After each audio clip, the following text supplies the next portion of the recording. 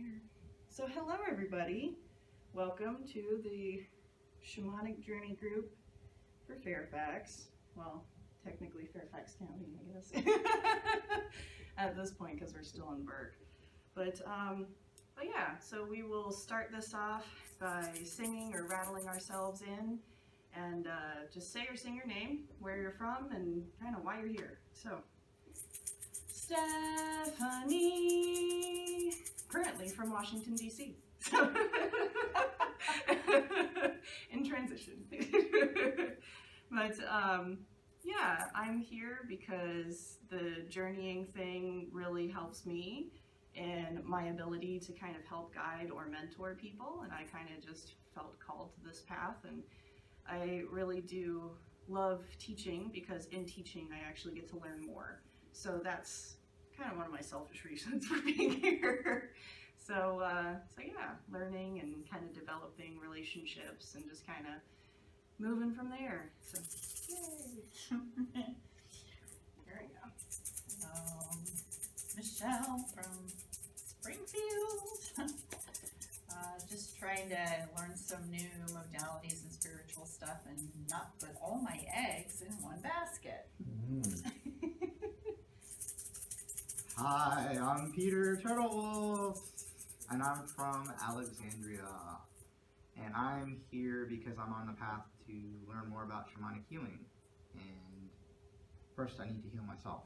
So I'm here to work on myself, and eventually, hopefully I'll learn how to help others. I'm Adam from Falls Church, and I'm here to journey on a question, journey to get a little guidance, and also check out this group. Thank you. Long pass. I'm Josh from Western Fairfax County, and I just saw the shape of water. That's all I'm thinking about with this egg. But I come here because this stuff works and it's really important for me. So I get a lot out of this too. Cool. Oh, and then to all the people that are joining us from afar, you can rattle yourselves in at this point. I'll rattle for you. And we're good. Okay. The power of non-local community. What, babe? Who's Allie? Allie? That's a good question. Did he ask He said where? where. Oh, okay. Yeah. She's disappeared. All right. So, topic for this month's journey group is going to be about skillfully asking the right questions, because that is another thing that I have found has been a pitfall of journeying, where people keep assuming things, and so therefore when they ask questions, their assumptions kind of guide a journey process, like assuming that they should stay at the job that they're working in, or assuming that they should leave the job that they're working in. Like, this is just an example. And so because of that assumption, because they view that it's right for them, they ask more continuously on that path of, okay, so blah, blah, blah, blah, blah. So today is about crafting really good journey questions, as well as next week. Next week we'll also be able, or not next week, but the week after. I forget, it's on Meetup. The dates are all like, there you go. The month of December kind of got a little screwy with the planning of things, so I think that it's like either scheduled for a Wednesday or a Thursday. I was actually really thrilled to see so many different things offered this month, so I'm like, yes, going for it. Oh, well, that's cool good. with it. Sweet. So yeah, because today is the one where we have the journey topic. Then in 2 weeks is when we'll have another one with the journey topic. And then the monthly journey group is the one that you've been to, where we do the 2 journeys. But yeah, crafting a good journey. Xander, stop it. Thank you.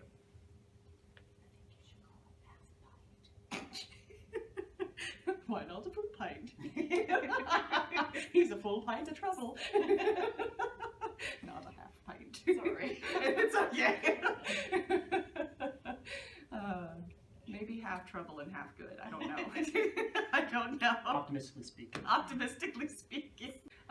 Anyway, tracking back with the intended journey question of being able to craft a really good journey question itself, because that is the point of being able to take really good journeys, because sometimes people end up getting stuck in their own process, because when they get a journey or when they try to take a journey, it gets really convoluted, and especially if they've had like a really rough emotional time due to something, and so they can't focus, or they have too many intentions going on at the same time, they don't do the proper clearing process before actually taking the journey. And before you know it, when they get into the journey, they're just kind of like, oh my God, I was in this waterfall, and then this waterfall made no sense, and then blah, blah, blah. And then it's just kind of that they get so when you're helping spirits or trying to help you, that's one of those things that they can't necessarily help you unless you've got a clear picture of what your intention is. So you have to be able to word your question in a way that is specific, that is clear and concise, and being able to help bring discernment into question. Because it's not so much about what we need to do, because that's pretty much putting all of our relationship on our helping spirit and saying, just do this for me, what should I be doing? So if you ask a question like that, I see the look of horror. Yeah. Just entertainment. Yeah. That's nice. If you do ask the question, like, what should I be doing in regards to this, then Trickster will come in and be like, hey, you should do this thing. And then before you know it, you get to learn your lessons through mistakes and through trying harder next time. So it's all about being able to have the intention of, okay, what don't I know, and what information do I need to know in order to complete this question, or to complete this viewpoint, so I have a whole perspective of one of the reasons why we have helping spirits, because in my cosmology I make a really big fuss about the egoic and non-egoic, which I think you guys all got the gist of what egoics and non-egoics are. But there's always one non-egoic that is with you throughout the whole course of your life. Are you familiar with egoic and non-egoic spirits? What's the Yeah, the what's basic, split?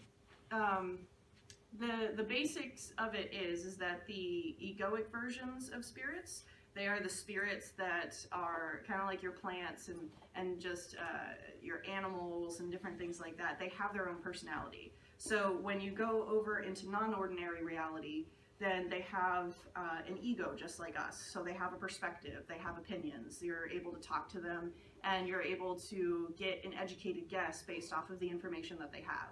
But they can also be lied to, they can be fooled, and another one of the reasons why some indigenous cultures don't share the identity of their helping spirit is because they are egoic, because they can be falsely led down a certain path. So if they get false information, they pass it along to you.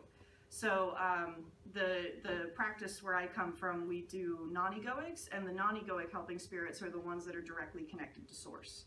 So those are the truly compassionate ones. It's not to say either one is better. I probably work with about 75 or 80% egoic helping spirits. So But- this would, if we were translating it to Michael Harner, this would be either underworld or upper world spirits, not middle world spirits.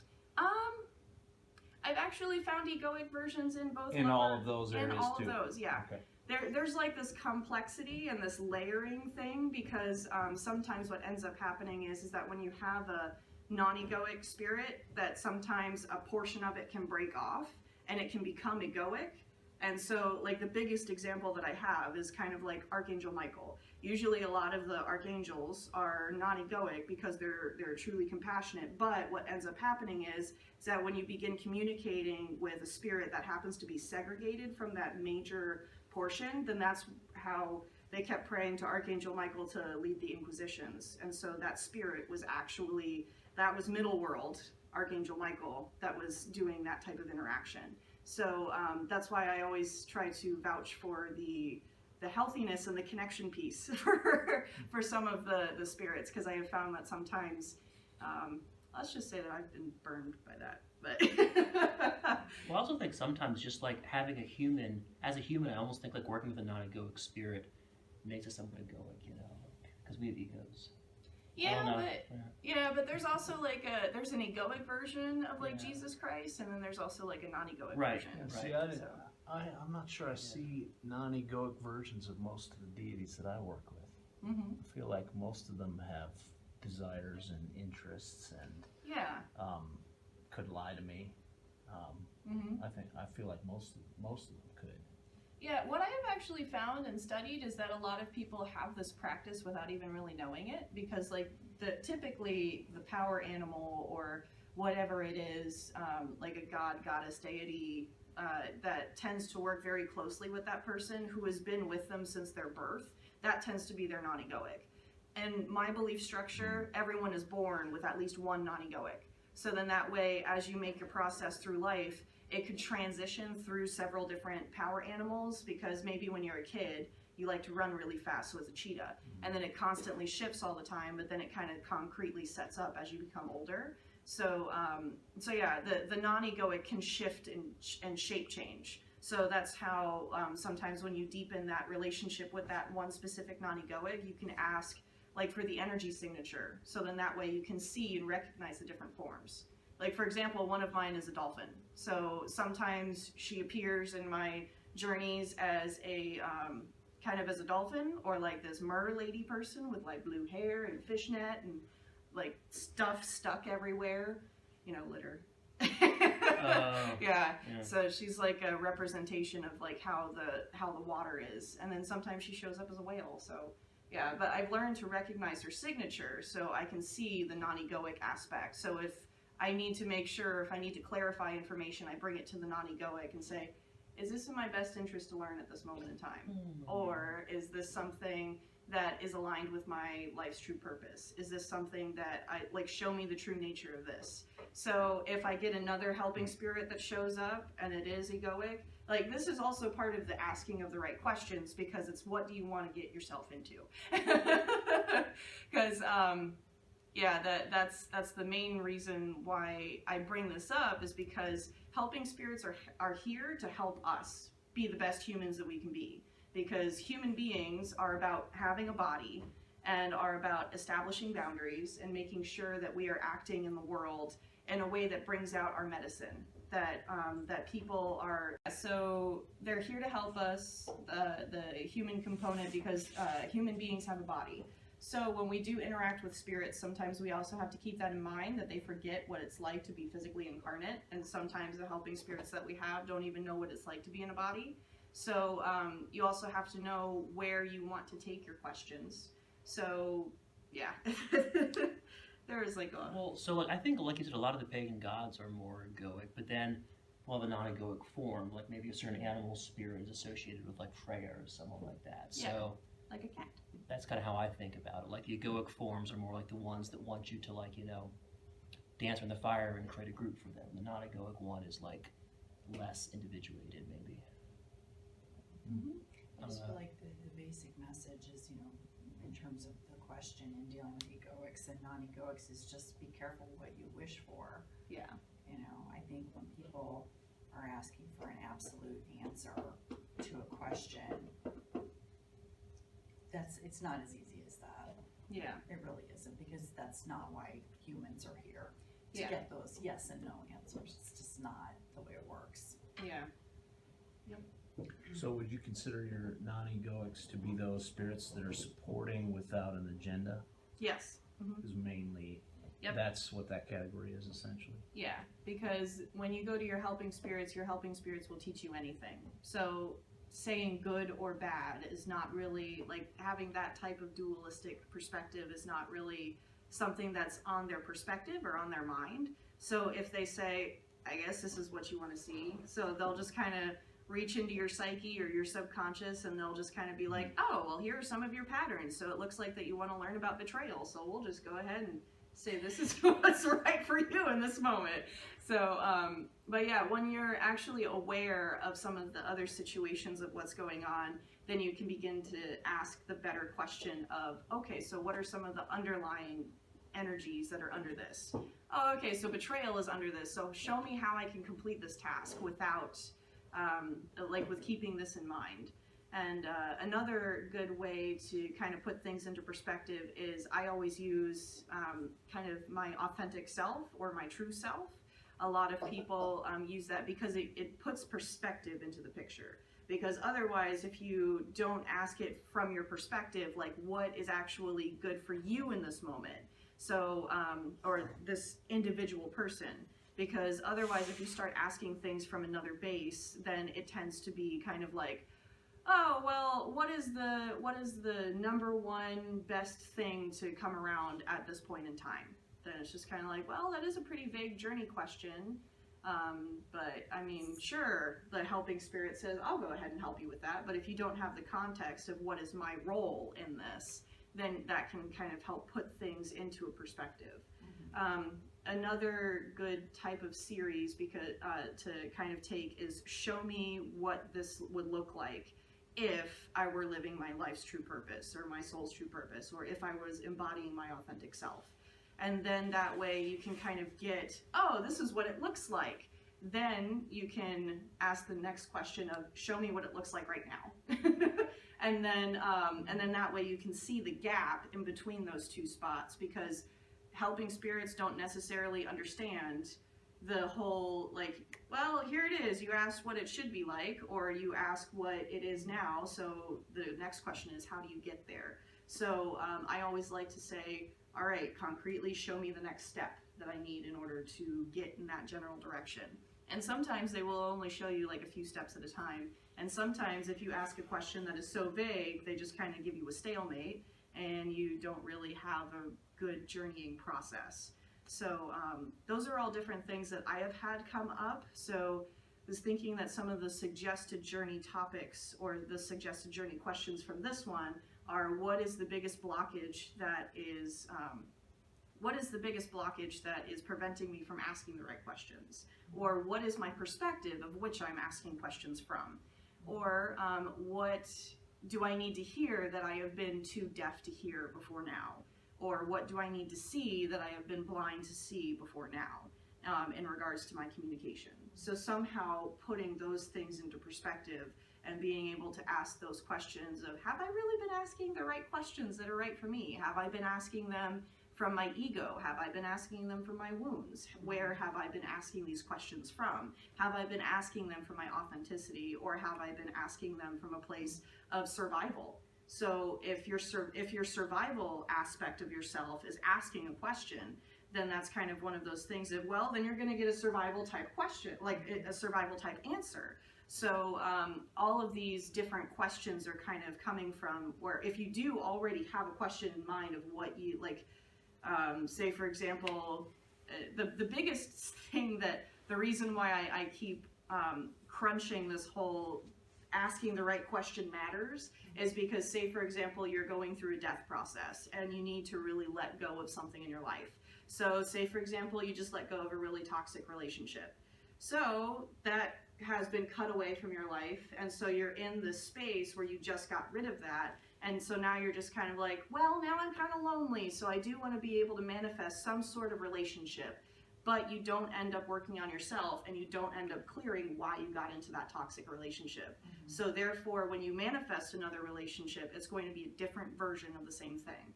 And that underlying energy that you had in that previous relationship is still going to be there, it's just going to have a different face. Mm-hmm. So the right questions to ask were, how did I get into the relationship? How can I heal that aspect of myself that got myself into that relationship? And then just kind of going from there and being able to see, okay, so what are the next steps that I need to take in order to heal this process? And then sometimes it'll be really obtuse. Sometimes the answers will scare the crap out of you. So I do like just the one phrase, show me. Yeah. That's like, for some reason, it really works for me. Yeah. Show me what it would look like. Yeah. Because then that way it's a concrete type of, yeah. Or another good one is, what will I learn if? So that's another, like if you're at a crossroads and you have a couple of different options in front of you, what would I learn if? And then that way you can see like the different scenarios playing out, and you're just like, okay, so I see the basic underlying energies right there, or show me the true nature of. And then that way you can see if that true nature of that particular event that's coming up, and say, show my true nature in regards to this event. And then if it brings out an ugly part of yourself, then maybe that's something that you can transform. If it brings out a beautiful part of yourself where it's just like, wow, I can really dig into this and I can really sink my teeth into this, and this is something that I really want to truly support, and I am aligned with the true nature of what this event is. So then that way you make the adult decision to go with that event that you align with that true purpose of. So it's all about networking. It's all about feeling that connectedness and that that interrelationship aspect, and just kind of going from there. How would you phrase the perspective question? Is that what you were talking about? Like, is this coming from like my wounds or my true self? Like, how would you phrase the question about improving your journeying perspective? So improving your journeying perspective, show me where I ask a majority of my questions. Or show me from what part of myself, so what part of myself is asking those journey questions. And sometimes you'll see that it's kind of like a self-soothing type thing. So maybe it's like an unhealthy version of your ego that really wants to continue just, I don't know, using codependent relationships to do XYZ. So it could be something like that. And so a lot of the journey questions that you're asking are kind of keeping you in a state of distracting yourself instead of finding your true purpose in life and what's going on. So that's another essence type question energy of, oh, okay, yeah, that unhealthy ego, I gotta work on that. So for me, for the longest time, it was totally like my child self. Because I actually found that that I was being childish in a lot of different situations. So when I found that there was this like child aspect of myself that was asking those journey questions, I'm like, wow, I'm really avoiding this. So show me what I need to do to heal this. So, and it's just kind of like, okay, so what are the first steps of healing this aspect of myself?